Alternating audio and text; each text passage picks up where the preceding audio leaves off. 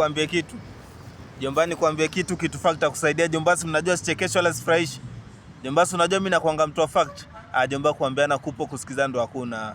Kuambiana kupo kusikiza ndo hakuna. Jomba sasa mimi nasema hivi, kama umeenda kanisa zaidi ya miaka 5 na bado maisha yako hajabadilika, wewe badilisha hiyo kanisa.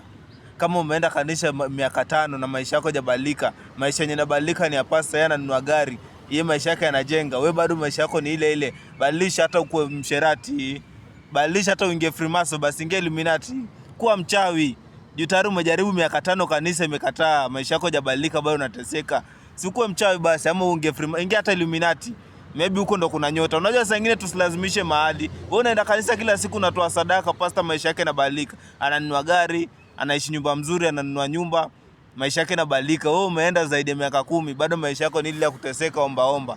Badilisha, hata kuingia Illuminati, hata kuwa mchawi, pengine nyota yako iko huko. Ukiwa mchawi maanisha sasa wewe hata umeamini Mungu, naamini. Ila ni ile kubadilisha tu ndo maisha yako yanyooke. Kuambiana kupo kusikizana ndo hakuna.